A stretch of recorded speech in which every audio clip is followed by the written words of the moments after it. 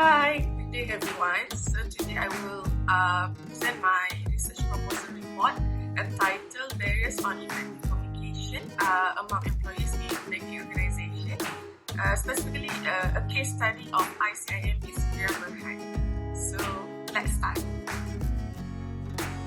Alright, so my first chapter of this presentation is introduction and problem setting. There are several subtopics under this chapter, so we will go through one by one. So the first thing that we want to discuss in this presentation is the aim of the study. Reaching business goals and organization objectives have always been a challenge to an organization. And there are many ways of achieving these organization goals and effective communication. And the workplace plays an important role in doing so. So in the area of managerial communication, this study reflects on the problems encountered by researchers and academicians, especially on communication gaps in workplace. Most businesses face different kinds of difficulties that exist in communications and disconnects. All of these challenges of disconnection or communication breakdowns will affect the employee's performance and the goals of the organization actually. Alright, so the goals of the analysis is actually to examine the variables that will be the obstacles to successful communication at the workplace, specialized in i-CIMB company. And the objective is to find the factors that prevent the effective communication from happening in the particular workplace. Alright, next is our research objective. The main objective here of this research is to identify what are the primary factors that cause barriers on effective communication in the banking organization. This study suggests two important objective-based models. So the first one is to find the factors that prevent effective communication in workplace communication, and the second one is to analyze the type of organization communication among employees in i-CIMB, KUALA, LUMPUR. Now we move to the next subtopic, which is problem statement. So reaching business goals and organization objectives has always been a challenge, like I said previously. And however, there are no specific indicators that can measure the effectiveness of communication in the workplace. So the importance of effective communication in the workplace has emerged as a catalyst for an organization to achieve their organization goals. So the strategies for an organization to strive all their goals and by strengthening the effective communication will actually become the major challenge faced by every organization. So Hetman and Velo has developed the importance of effective communication from the perspective of management teams in an organization. They are also undergoing this kind of research to study in depth on the challenges of an organization to excel in their effective organization communication process. Meanwhile, Nidhi and Mosley stated that effective communication in management is crucial in a successful organization as it determines the employee good performance and as an indicator to check overall organization goals are met. Working environment effective communication is fundamental to a successful business actually. So to conclude here, effective communication is a key measure for everyone's performance within the working environment. Now we move to the significance of the study. This study is mainly conducted to help the banking organization, especially to be exposed on what are the barriers of effective communication that should be prevented. And from the study also it is hopeful that the link between effective communication and organization goals can be seen as a guideline to understand better about the root of the problem related to effective communication among employees in the banking sectors. This study is also significant to give insight to the organization management on the importance of maintaining and developing effective communication in their workplace in order to achieve organization goals. Finally, this study hopefully can give exposure to the public on how to practice effective communication and what are the barriers in the banking organization. By referring to this study, i-CIMB staff specifically are expected to be aware that there is a need to occupy the skills of communicating through developing an optimal level of effective communication at their workplace. This research, however, even though it can give an insight of situation which happen to an organization as a whole, there are still some limitations of the study conduct. First and foremost, the total number of informants used in this study is in very small amount, so therefore generalization cannot be done to describe this issue involving all employees in an organization.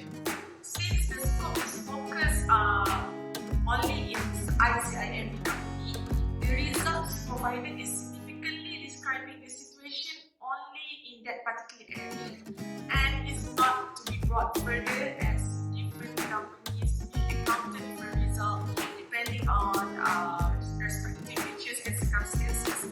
Since all the informant is from the same organization also, so this study cannot be able to represent the whole population of different types of organization with different backgrounds.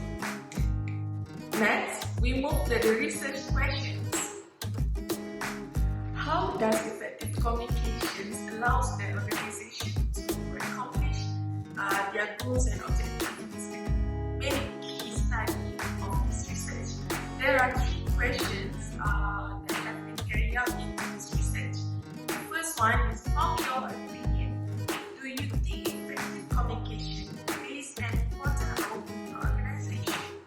Secondly, what are the possible barriers of effective communication that can be encountered throughout your experience working in banking organization? Last but not least, what are the solutions that you might propose to reduce or prevent all the communication barriers? Now, let's move on to the review of literature. From the past research done by Intan in 2015, also by Neely and Mosley in 2018, it was observed that leadership and decision-making problems were linked to the majority of challenges encountered by management. For example, during meeting sessions, most organizations have faced these concerns where certain workers had no ability to communicate their opinions, while the other participants limited their chance to share. Hedman and Velo suggested that the management of an organization should prioritize the importance of effective workplace communication for the overall organization performance to be applied. Secondly, audit in 2015 has also emphasized these issues related to effective communication in this research. It stressed the complex challenges encountered by the management of the company and tried to explain what influences effective or what components are implemented for successful communication in the workplace. Audits also extend a discussion in this study which he recommends for management to focus on the delivery attitudes of presenters when interacting during communication process among employees. In addition, this research also recommends managers to evaluate and choose the right platforms and media channels for information sharing for organization business. Next, there is a study done by Muhammad and Rahman in 2020, which examined on how communication barriers affect the effective communication of workplace and information transfer in an organization. From the research findings, the authors found that most of the informants strongly disagree with the statements that they are not allowed to voice out their opinion at workplace. The employees need to be given equal chances to share their thoughts and opinions as well as sharing their skills and work with others in the organization. One of the greatest challenges to the success of workplace contact has been loss of empathy. This is stated by Adu Opong and Aji Korang in 2014. The researcher also proposed empathy as the capacity to make a person understand what others have achieved. As an empathetic entity is likely to be able to interpret the world from the point of view of others. Behind each organization success, there is a presence of healthy workplace relationship and organization teamwork between all company members. As a short view to this case, the key concepts that we want to refer are on effective communication and organization communication strategies. Effective communication is crucial to be adapted by the management in order to increase employee performance and organizational productivity. One Razak and one Atma in 2019 stated that effective communication allows people who communicate to understand the intention of delivering the message to their receiver, and this research also will go into investigate how communication barriers affect the information flow process and communication strategies in an organization. Effective communication was believed as a key to organization success. The research states that failed communication will result to collapse the business performance. Organizations with a poor communication practice is believed to be the main reasons on organization breakdowns. Rana in 2013 stated that when the effective communication is being neglected in an organization, employees tend to lose their trust and respect towards company and their managers. Next, we move to the procedures part, method section. This chapter will cover research design and also data collection method. The research design begins with open-ended type of research questions of how to effective communication in workplace affect the organization objective. Secondly, all the research questions allow the participants to respond freely in a narrative way to guide and explain the overall research. Research questions must address the description of the phenomenon, the lived experience of workplace models on effective communication and the solutions suggested by the informants. Next one, the questions provide a description of the workplace effective communication phenomenon and situations emerged from the study of the organization communication experience. Last but not least, the interview questions seek to come up with possible solutions of preventing effective communication barriers from happening. For data collection method, we use interviews in this research. There are 4 stages of data collection method.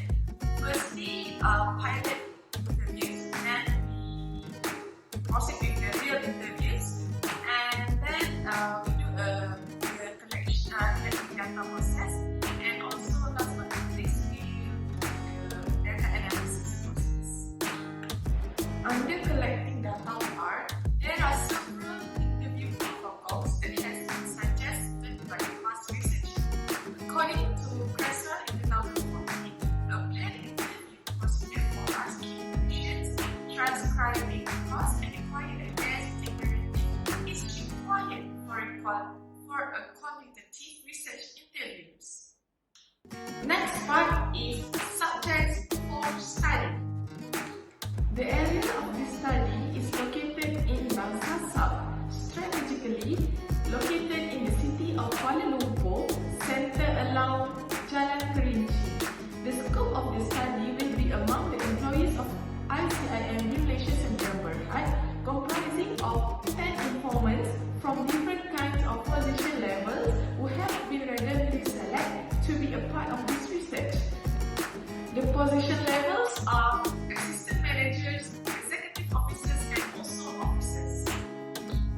Next, we move to the last part of this presentation, which is data analysis. There are 3 steps in data analysis of this research. Firstly, we start with qualitative interpretation. Secondly, data processing.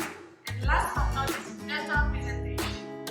Firstly, qualitative interpretation of data entails the transfer of raw data into logical groups and the emergence of patterns that explain and co-process. The aim of data analysis is to provide data with meaning, structure, and order. Secondly, data processing started with the report interviews in the form of recording. The reported interviews was transcribed verbatim, and a copy of the transcription for member verification was presented to the participants. Both the details and the master list of pseudonyms have been safely preserved. Lastly, Finally, to define and describe the core themes of the study phenomena and to provide a rich definition of context apprehension, codes were applied and reapplied to the data for presentation. Finally, for data management part, the view material was gathered using a digital audio recording system intended to capture conversational communication between individuals. Both information was safely stored and digital data accounts were made. Both interviews were transcribed verbatim and arranged digitally, and each participant's actual names were obscured during the coding process, granting each participant a nickname and creating a pseudonym passphrase. The pseudonyms of each participant were simply stored in a file separate from the actual data files. Masking pseudonyms were used for all data, including transcripts, discussion of focus groups, findings, and field generalizations. I think that's all for my presentation.